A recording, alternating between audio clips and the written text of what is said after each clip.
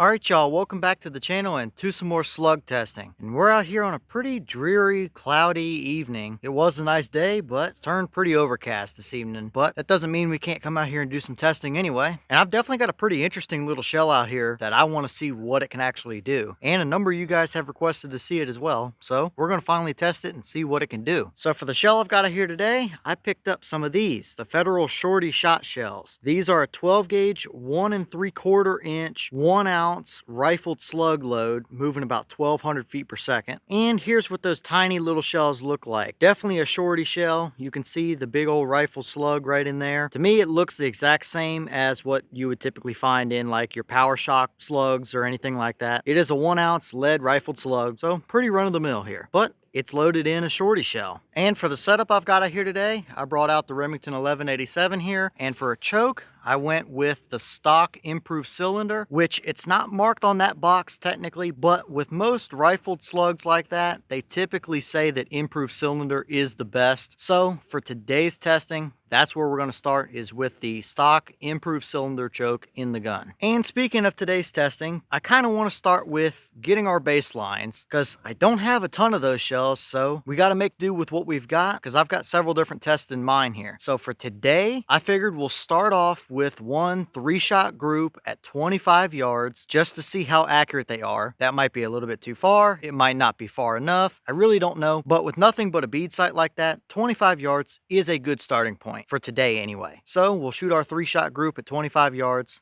And then I'll set some water jugs up and we'll put a round into there too and see what kind of energy dump we have and maybe even penetration. Hopefully we can catch the slug as well and see what it kind of looks like. And of course, all of our shots will be across the chronograph, so we will be able to see how close we actually get to the 1200 claim that's on the box as for speed. So although we're not shooting a ton of these shells today, we should at least be able to get our baseline for how they perform to start off with. So let's get you guys set up with a view of this target. I'll step it back to 25 yards. We'll shoot our 3-shot group and just see what kind of accuracy I can get out of them with nothing but a bead sight here.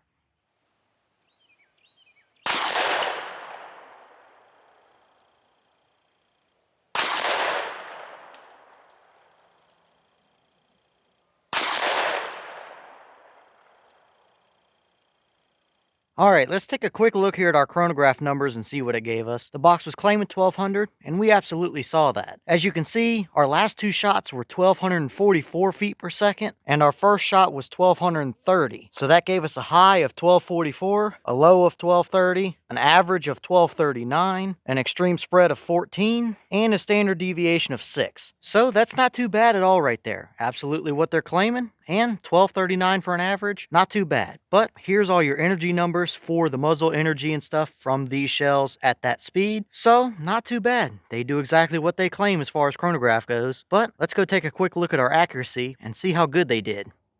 Alright, so now we're down here at our 25-yard target, and I just kind of went cheap and simple with it with a spray painted dot, but hey, it works. Now our first shot was the one that was a touch lower there, and our last 2 were the second 2 up there at the top. And total, I did measure it with my calipers, and it came out to be a 2.32 inch group. So 2.3 inches at 25 yards, not too bad for a shorty shell like that at all, I wouldn't say. And I probably could have gotten a little bit better than that too, if I had some fiber optic sights or a scope or something like that. But for a basic front bead sight, I'm not complaining about that. Point being, 2.3 inches or better, absolutely good enough for anything I would use them for. And that definitely gives me hope for a few other tests I want to try with them based on accuracy, seeing that we had 2.3 inches here in our initial test anyway. So overall, looking pretty decent so far, I'd say. But let's go over here before we start losing too much camera light and get a few milk jugs set up and see what kind of penetration and energy we can have. Alright, I've got 5 jugs lined up here. I think that should be enough, but we'll see. And real quick, I forgot to mention, if anybody's curious, those mini slug shells actually did cycle all 3 shots in a row through that 1187. So no issues there, surprisingly enough, for a mini shell. But let's line up and shoot these jugs and see what kind of energy and penetration we can get.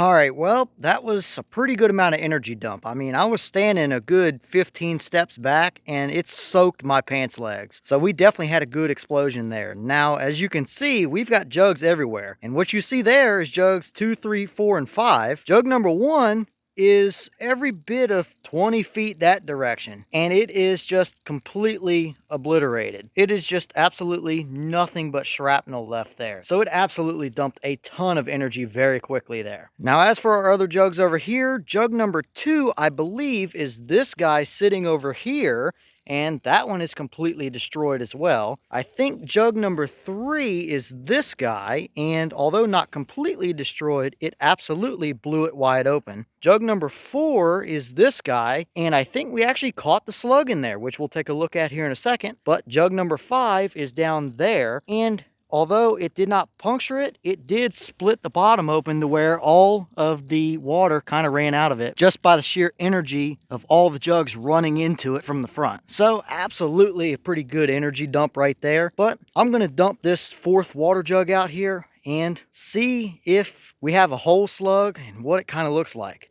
All right, well, after dumping that jug out, this is what we got left. It's kind of a flattened string of a slug. I don't know right offhand if this is the whole thing or not. I don't think it is. I will weigh it after the fact, and I will put the number on the screen here of what it weighs, because I highly doubt this is the entire slug. But as we can very clearly see, it dumped a ton of energy through these jugs, and 4 jugs worth of penetration is more than enough for any defensive scenario or coyotes, hogs, foxes, whatever you might decide to use it for. I don't know that I would use it for deer necessarily, but it absolutely has a pretty good shock factor behind it, that's for sure. And that's absolutely pretty interesting to see right there, how that thing just flattened out and turned into a string.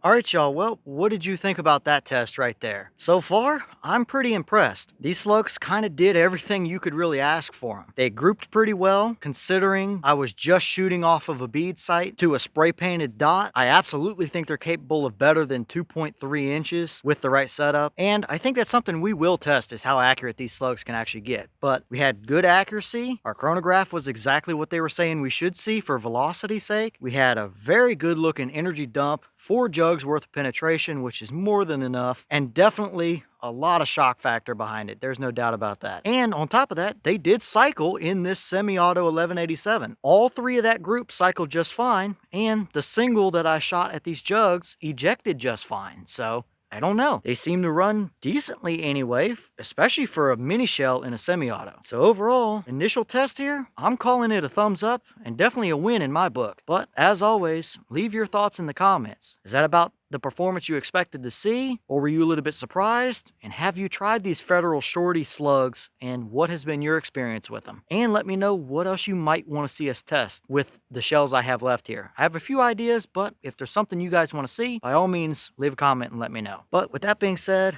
I'm running out of camera light out here, and I've got a range to clean up, so I'm going to get with it. We've got plenty more videos coming, so stay tuned. As always, we have the channel Instagram as well as the mailbox where you can send things if you'd like. All that information will be in the description if you're interested, but I'm going to get to it, so I'll see y'all in the next one.